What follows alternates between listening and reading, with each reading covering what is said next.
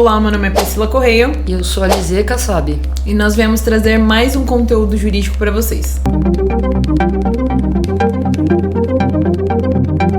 Hoje o assunto é um pouquinho mais delicado e vocês vão perceber que, inclusive, não vai ter tanta brincadeira, não vai ser um ar muito descontraído como costuma ser. E porque hoje nós vamos trazer aqui o tema sobre a violência contra a mulher. Dados atualizados nos dizem que só no ano de 2021, pelo canal de denúncias, foram mais de 105 mil ligações relatando questões sobre violência contra a mulher. E sobre esse assunto em questão, é importante trazer para vocês números mais atualizados, os recentes que nós tivemos sobre as denúncias que acontecem sobre violência doméstica.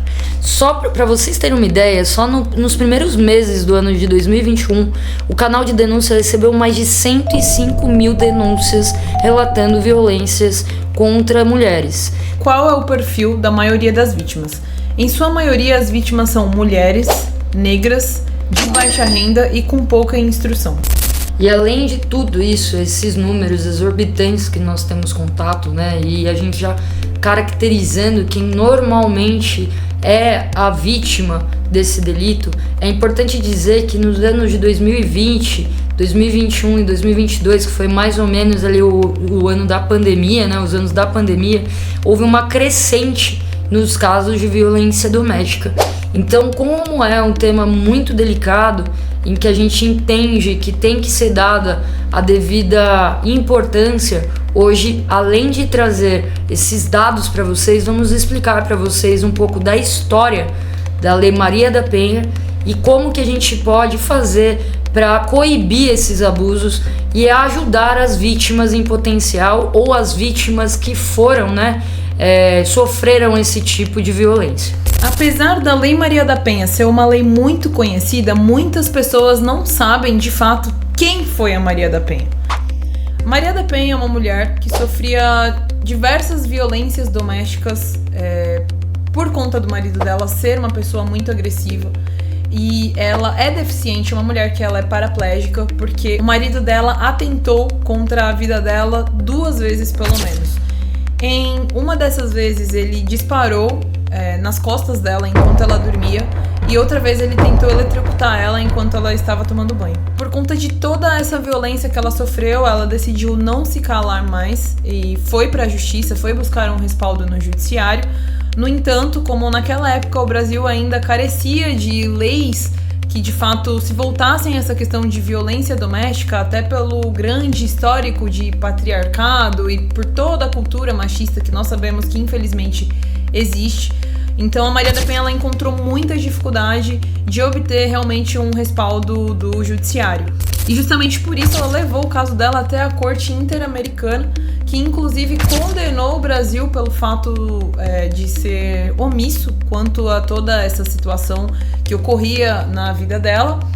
E por isso o Brasil, claro, além de toda a necessidade no nosso cenário e na nossa cultura, criou e começou a fomentar e incentivar mais a questão de ter uma legislação que oferecesse um respaldo para as mulheres que sofrem questões de violência doméstica. Então, basicamente, foi daí que surgiu a lei que nós conhecemos hoje como Maria da Penha, que visa proteger as mulheres de violência doméstica.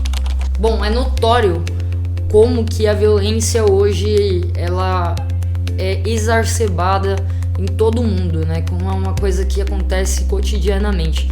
E quando o assunto é violência contra a mulher, isso é muito mais grave. Apesar de todo o acervo de proteção que hoje a legislação cria, todas as mídias digitais que ensinam sobre o assunto, ainda é um ponto a ser discutido, a ser melhorado e a ser protegido por nós enquanto sociedade e também pela legislação. Existem muitos casos, inclusive, porque a violência doméstica, normalmente, ela é dentro da própria casa. Muitas mulheres não levam isso às autoridades. A gente não tem a dimensão exata de quantas mulheres sofrem isso diariamente. A gente sabe que são muitas, como eu disse no início ali do vídeo. Só nos primeiros meses de 2021 foram mais de 105 mil casos que foram relatados, fora aqueles que a gente não tem conhecimento. Então, assim, é um absurdo de tanto que a gente vê de casos em pleno século XXI de violência contra mulheres. E nesse sentido, quais são os tipos, né, de violência que a mulher pode sofrer? Porque normalmente quando a gente pensa em violência, a primeira violência que vem é a violência física. Mas não é só isso. O artigo 7º da Lei Maria da Penha, tá aqui na descrição, vocês vão ver o número certinho, e inclusive a descrição do artigo, ele vai trazer os tipos de agressões, né, de violências contra mulheres. E aí vai desde a violência física, que é a mais comum, né, que a gente mais conhece, a violência psicológica, moral, sexual, que são os tipos descritos, né, dentro da legislação que toda mulher pode vir a sofrer e que muitas das mulheres sofrem. Nunca é só um tipo de violência. Muitas pessoas, inclusive, nem sabem que a violência psicológica é uma violência. E mulheres, como a gente viu aí no início do vídeo, que a Priscila bem comentou, normalmente as potenciais vítimas desse tipo de crime são pessoas, né, mulheres que não têm, como que eu posso dizer, acesso a conhecimentos que são fundamentais para entender os direitos, né, delas. Então, muitas vezes, elas sofrem violências psicológicas dos maridos, até chefes, enfim, e afins, e não sabem que estão sofrendo essa violência, porque a gente vem de uma história, né, é cultural, é algo que desde lá, de muito atrás, a mulher é posta, ela convive. Então, para muitas mulheres, isso é normal, não é uma violência em si. Então, às vezes, está passando por uma situação de abuso dentro da casa dela, na vida dela, não sabe como fugir disso, não sabe que está vivenciando um abuso, e muitas vezes acaba que esse abuso, que começa às vezes na parte psicológica, se torna um abuso sexual, um abuso de violência física, e que muitas das vezes pode ultrapassar os limites dos maiores e imagináveis cenários, que acaba chegando ao óbito da pessoa, né? Por isso que a Lei Maria da Penha é um instrumento processual. Ela também serve para coibir o agressor. Então, ela prevê medidas protetivas para que a vítima seja protegida enquanto ela está naquele processo de violência. Como a Lizia citou, muitas mulheres demoram a entender que estão realmente passando por um momento de violência, que estão sendo vítimas de uma violência física, uma violência sexual, uma violência até mesmo patrimonial, que também não é muito comentado, mas acontece demais. Então, quando muitas vezes a vítima, a mulher, ela se dá conta disso, e às vezes ela está convivendo com uma pessoa por 10, 15, 20 anos, e ela se dá conta de que aquela pessoa, que era para ser alguém que cuidaria dela, que daria um respaldo para ela, na verdade um agressor, é um choque muito grande para essa vítima. Então ela também precisa de um respaldo e de proteção estatal, primeiramente, além de todas as redes de apoio existentes para que essa função social seja cumprida.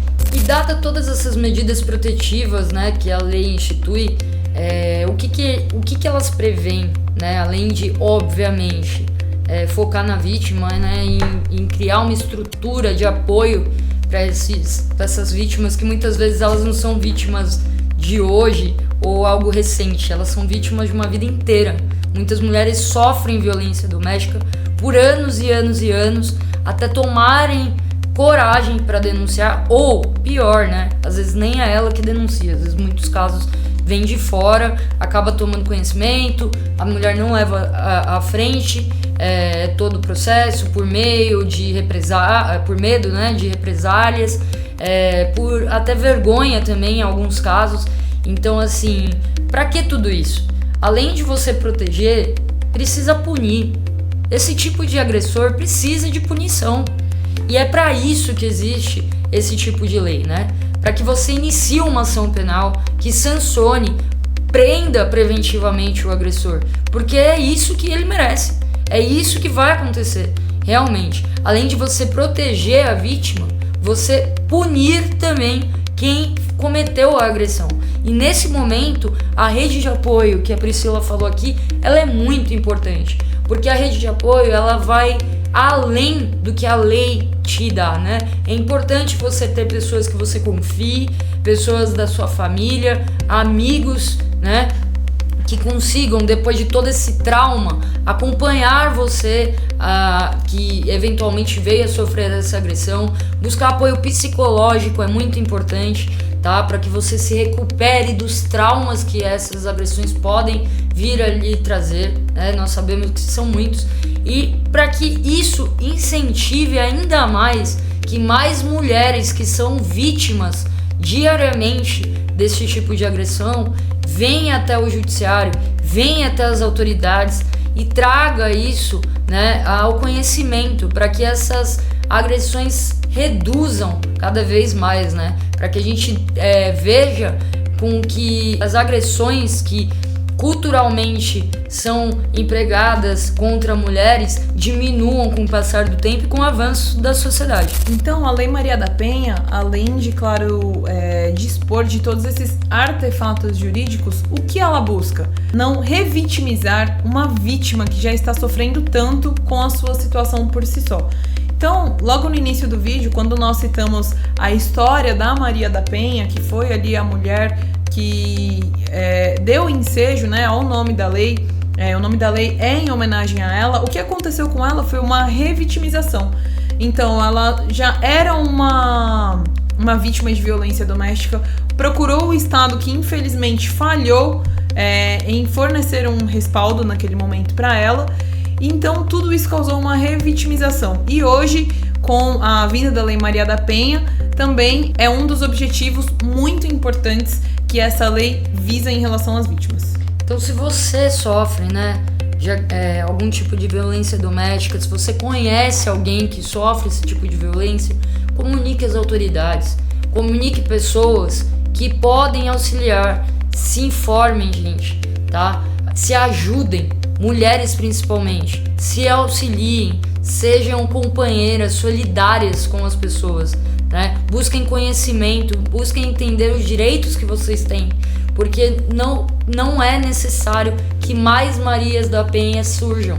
A gente tem uma lei, ela pode ser cumprida, ela deve ser cumprida e ela vai ser cumprida. Basta com que a gente se apoie nas pessoas certas, busque, né, os conhecimentos da maneira correta e não se cale.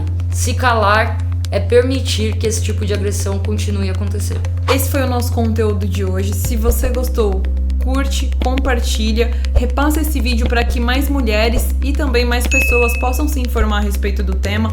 Aqui na descrição do vídeo, além das informações básicas sobre a lei, nós vamos deixar também canais de denúncias e redes de apoio para que, caso você, mulher, esteja passando por uma situação de agressão ou de violência, não fique sem respaldo e, claro, também nos colocamos aqui à disposição.